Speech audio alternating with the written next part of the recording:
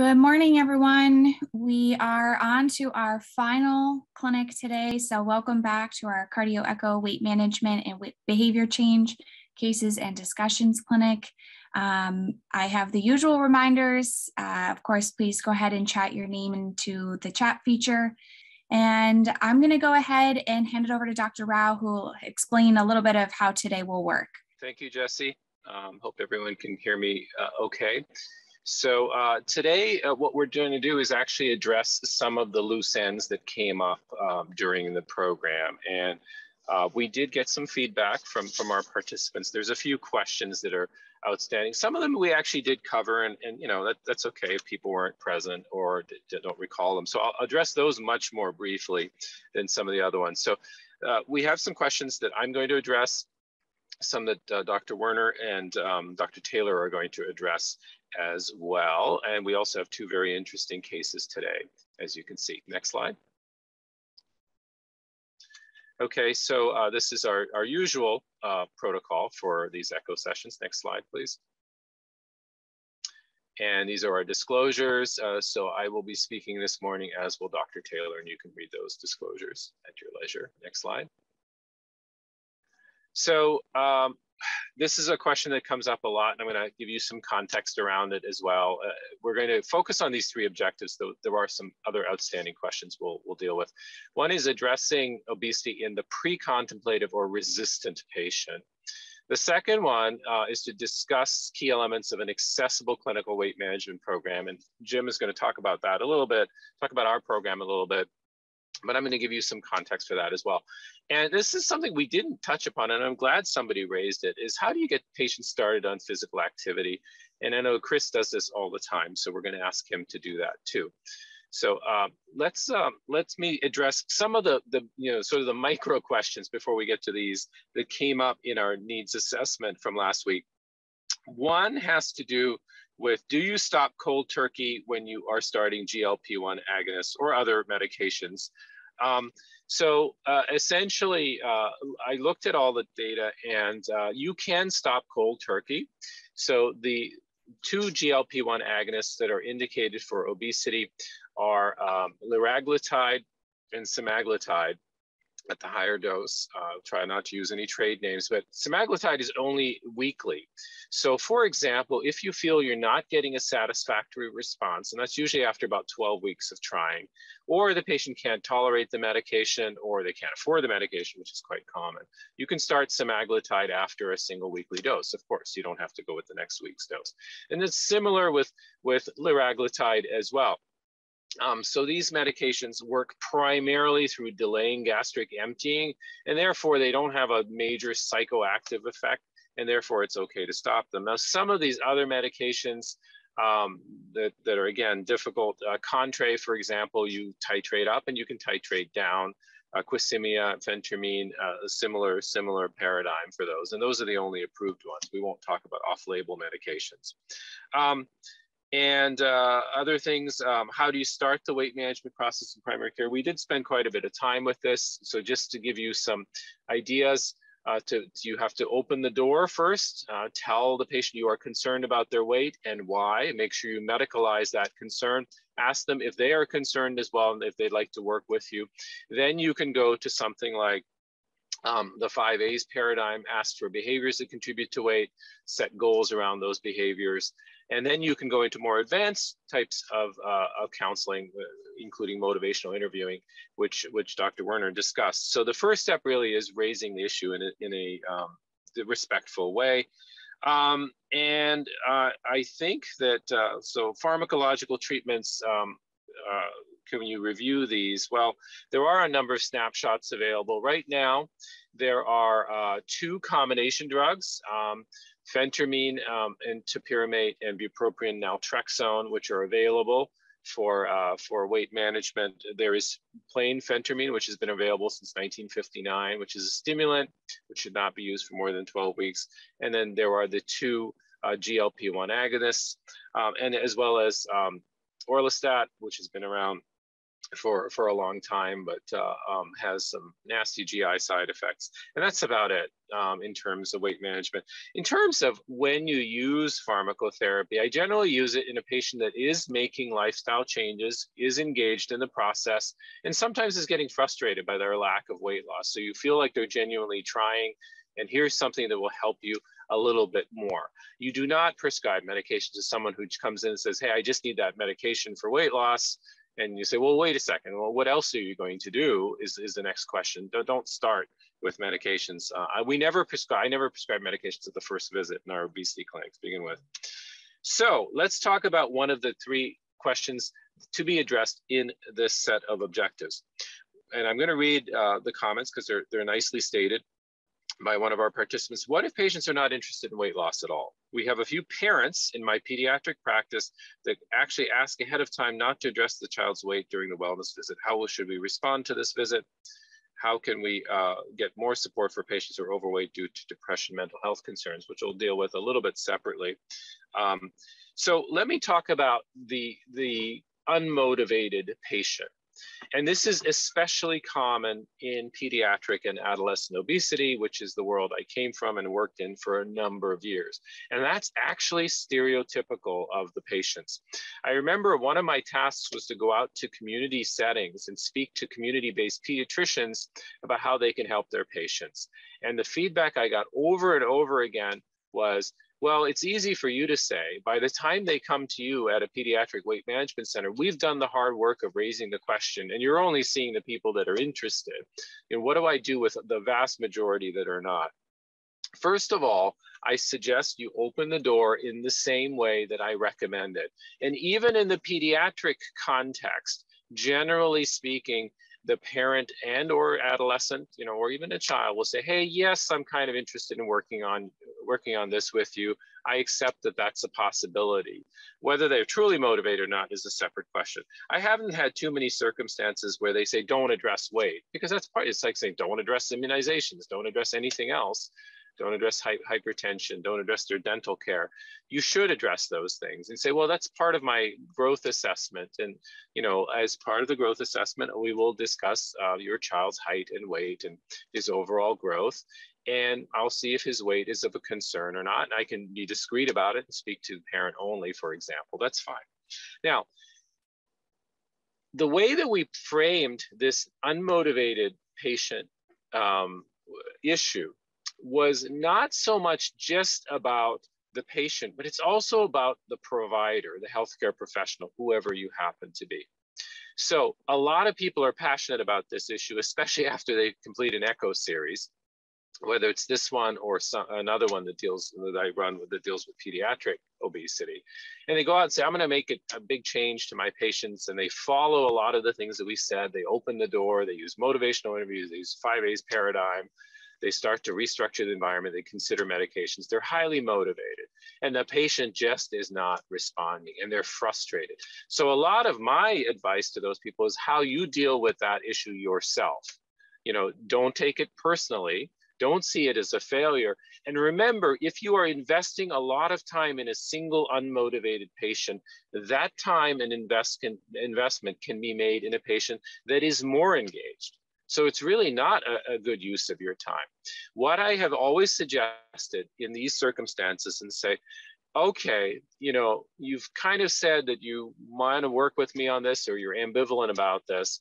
I'm going to tell you that, weight management counseling is a big investment in time and effort. On my part and on your part, it's going to be a major, major effort. And if you are truly not interested in the process, let's take a break with this child or adolescent, which is totally reasonable, or you tell me when you feel differently about it, because I'm going to try to help some other patients that I know are a bit more engaged in the process. And there's nothing wrong in saying that. And you can even say something like, I'm not abandoning this effort, I'm not giving up, but I think we need to take a little bit of a break. Give them something to read, perhaps a motivational intervention, but do not continue to follow the paradigm in a patient that is clearly disengaged. And we've seen some of those people even in our Fit or Me obesity clinic as well.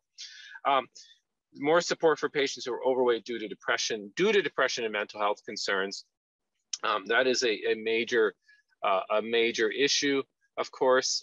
So there's two questions that come up. Is the depression or mental health responsible for the obesity? Is the obesity responsible for depression and mental health? Generally speaking, we know that addressing the underlying mental health issue is probably the priority. Hold off on weight management until that's in good shape. And sometimes people who are depressed will improve their weight when it comes to, well, will improve their depression if they do lose weight. We did speak about this a little bit in the in our sessions as well. So I'm going to perhaps turn things over to Chris Taylor for a few minutes, who was going to address, I'm sorry I used up 10 minutes already, but who's going to address incorporating physical activity into weight management counseling. Chris? Yeah. So I threw a couple of links into the chat as some resources to be readily available. I think one of the concerns that we have to address is, if I say the word exercise to you, what automatically comes into your mind? And if you're an individual who doesn't engage in regular exercise, that definition and that vision starts to morph a lot more. And as soon as we start to raise that topic, the other side that I like to mention, especially when I'm talking with students, when they're like, I don't understand why people don't, when they have all these resources. If you go to the grocery store and you buy a 50-pound bag of cat litter and you have to carry it up the stairs, how much do you look forward to that? Oh man, that's a considerable effort. But if you're carrying that much additional weight for an individual, that becomes part of their daily activity and daily routine. So we have to start putting exercise and physical activity into a much different mindset, that it isn't going to the gym, as it is trying to increase our caloric expenditure, increase our heart rate, increase our respiration, so that we can improve strength, improve cardiorespiratory fitness. The impacts that we have just from walking on glycemic levels, using a non-insulin dependent process, doesn't mean that we have to be in the gym, doesn't mean we have to be sprinting on the treadmill, doesn't mean we have to be playing an organized sport. So if we're able to start having that conversation around, when I say exercise or when I say physical activity, what does this mean to you?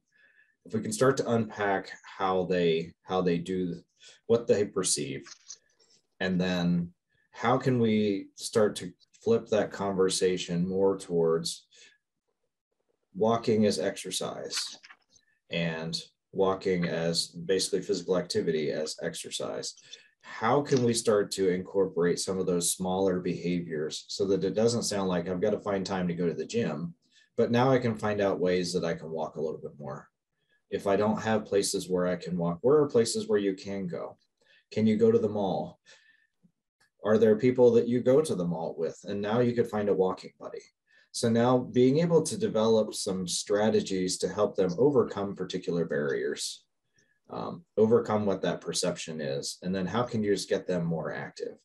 The more likely they are able to move, the more likely they're going to be able to feel like doing a little bit more isn't quite such a threshold. So starting with something small.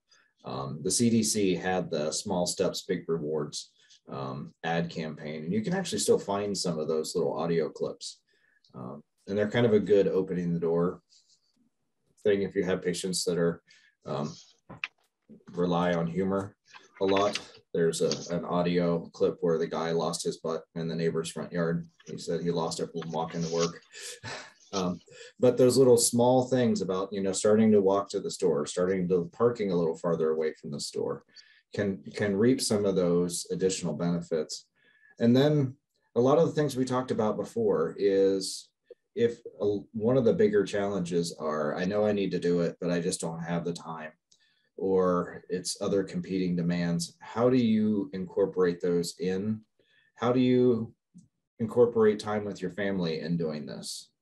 So if there's the opportunity to have the family walk together, now this becomes both family time as well as time for exercise. It builds some healthy environments within the family themselves, and also adds some accountability, because then people start to think, okay, well, this is time, and it's like, I'm going to walk with Judy tonight, and Judy's kind of relying on me. And it adds the social aspect, it adds some mental health aspects, it now adds some physical activity. And now they start to feel benefits that are beyond just, I'm not losing 15 pounds by going walking, but I'm starting to feel better, I'm moving better. And then it helps with the cascade of other ways that can actually help facilitate their progress in their journey. So the links that I put in here, we actually have physical activity guidelines for Americans that are, this is the second edition that came out. We've had the dietary guidelines for the longest time, but now we have physical activity guidelines. The second link is the Move Your Way community resources that they have built in terms of building community-based efforts to improve physical activity. And some of the other questions were around energy needs and nutrient needs for individuals. So I put the link to the USDA dietary reference intakes calculator that has an energy needs component. And then some additional MyPlate resources, because the other aspect is, as I always tell Randy Wexler, you can't outrun your mouth. You can, a lot of people run so that they can eat what they want, but you can only go so far. So balancing what you're eating and to how much activity you're getting if we're promoting that weight loss journey.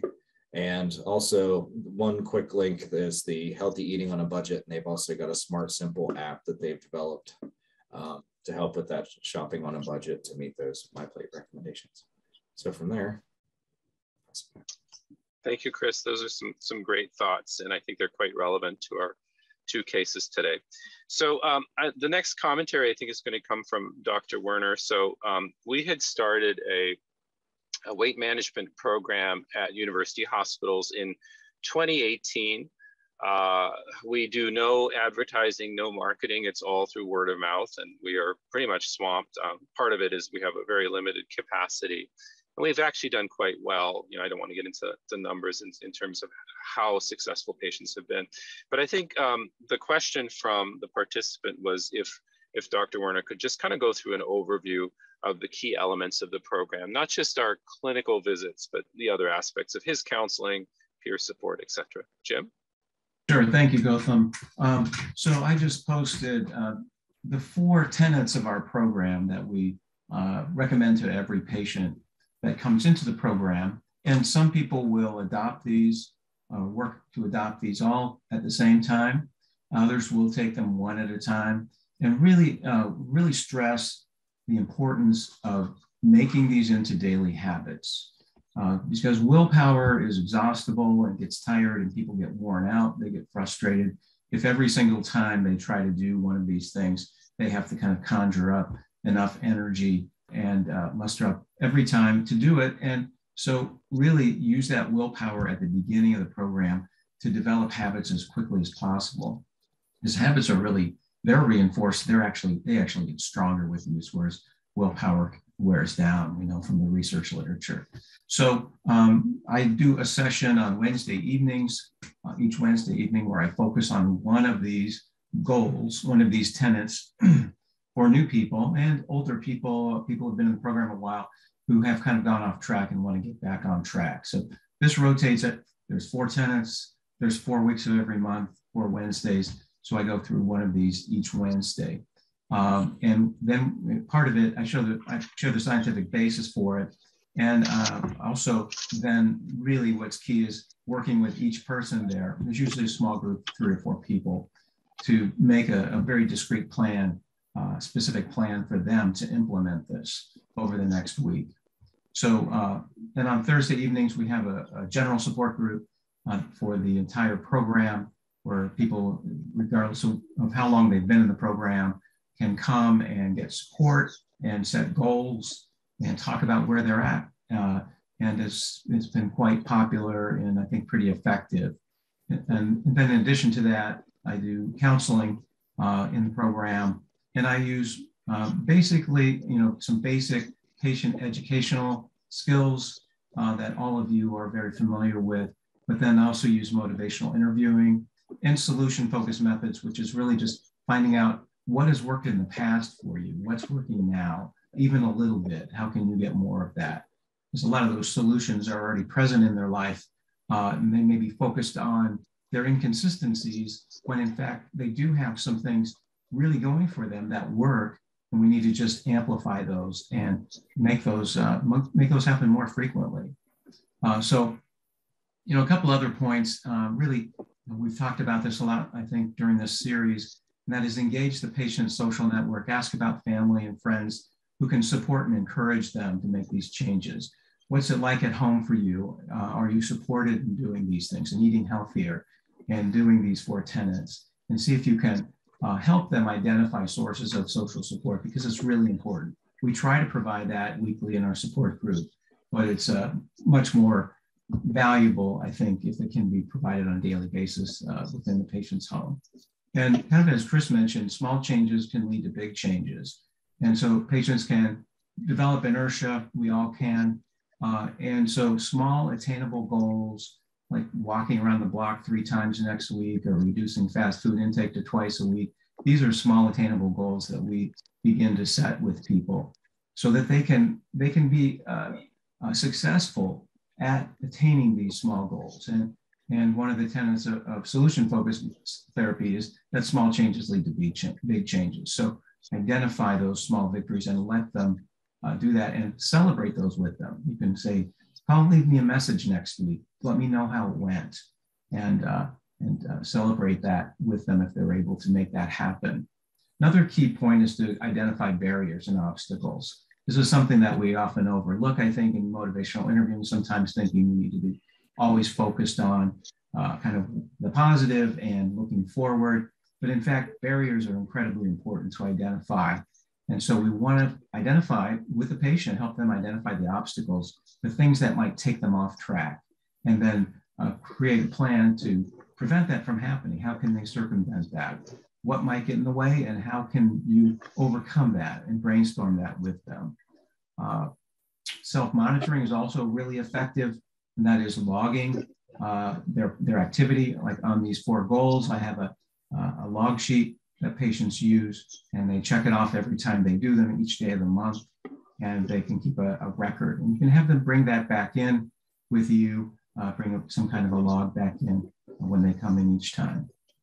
You know, the plate method, the My Plate method, I think is really a good one to give patients a sense of what their eating pattern should look like, and we do use that as well.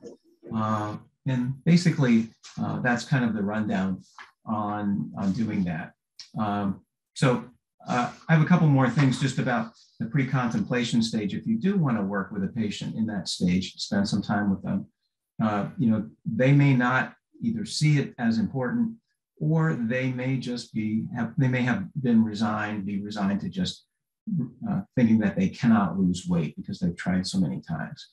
And one thing to remember is that weight loss or behavior change is not a discrete single event. You may be the person just planting the seed. You may not be the person who sees that change happen.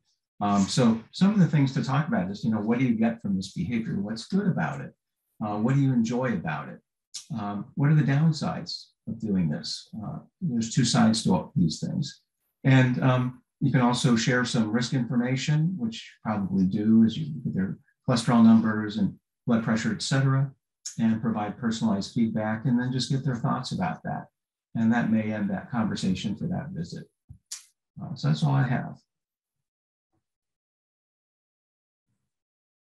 Turn it back to you, Goutham. Thank you, Jim. And those are some great points. And I just wanted to say that if anyone would like to spend some time with us in the Fit or Meet program, you're certainly welcome to do so. You know, we have a number of people who spent a day or a bit more just with us to find out what we do, and they found it very helpful, and you certainly welcome that. We can certainly arrange that for you. So I'm just going to stop for a moment and see if there are any questions about any of the issues that we've raised. Thanks, Dr. Rao. So yes, we will have more information for you in the coming weeks We did want to mention sort of a save the date for our fall TeleECHO clinic. So September 15th to December 8th will be the fall clinic. Same time slot, Thursday mornings. And I will be emailing more details about the topic and registration to this group and former participants. So you all will have sort of first access to signing up for the fall series. And then I'll just mention two other things about surveys. So you'll have your usual post-clinic survey. Again, that's just feedback for today's clinic. And then you should have also received our exit survey. Shouldn't take more than 5 minutes, but is a little lengthier, covers sort of the overall feedback of the 12 weeks of the clinic. And this is very helpful for us going forward. So that is due by May 5th. And I'll be sending a reminder as well, but if you could please complete that, it's extremely helpful. And I just wanted to reiterate a thank you to everyone. It's been a great group to work with, and I hope you have a great rest of your day. Thanks, everyone. Enjoy the rest of your day, your week, and have a great summer as well. Take care. Bye-bye. Thank you.